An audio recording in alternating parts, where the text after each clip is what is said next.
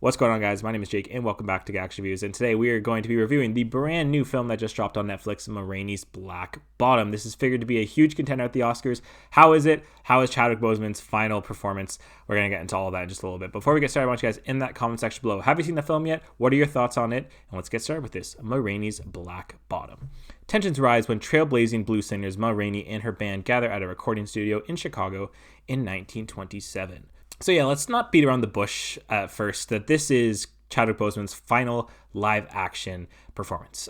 His tragic passing earlier this year shook many, including myself. He was someone that I had great admiration for and just what he was able to do in representation, all of that, and just his performance and his portrayal as Black Panther was incredible. And I think that for someone, which is such even more tragedy because his career was on the uprise, not just with Black Panther, but he also was in Defy Bloods earlier this year.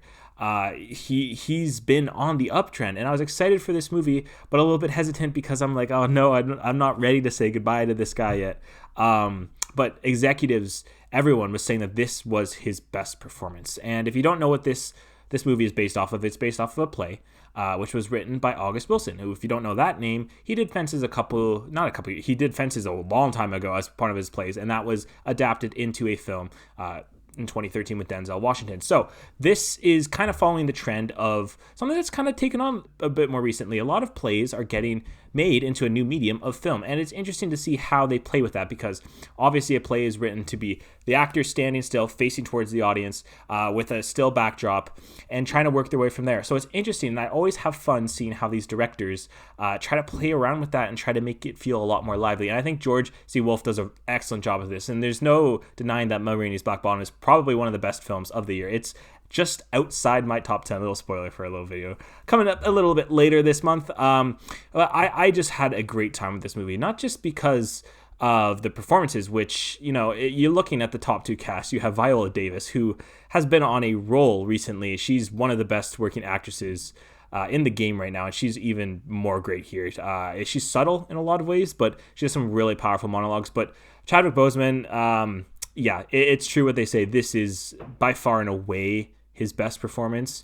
What he's able to do, he's able to bounce from being funny, charming, energetic, effortless, and he has so many monologues in this thing. That's where that play aspect comes in, that he just kills, and you feel so emotional to what he's saying. And the story around all of this is pretty powerful, because a lot of the stuff that's happened earlier this year, the Black Lives Matter movement, this stuff is still relevant. And this was supposed to be based off in 1927.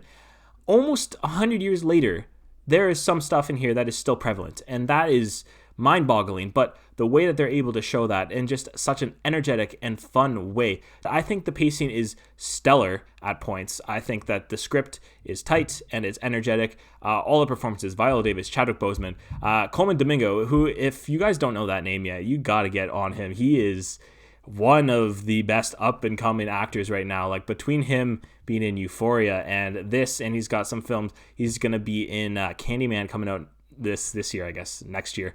I'm excited for his future, man. He is great. He just captures the screen every time I see him. And just in general, I really dug this thing. I think you guys will too. If you like a lot more scaled back films, for such a simple film, but with a powerful punch, I think Ma Rainey's Black Bottom is going to be that for you guys. And I'm going to give it a 4.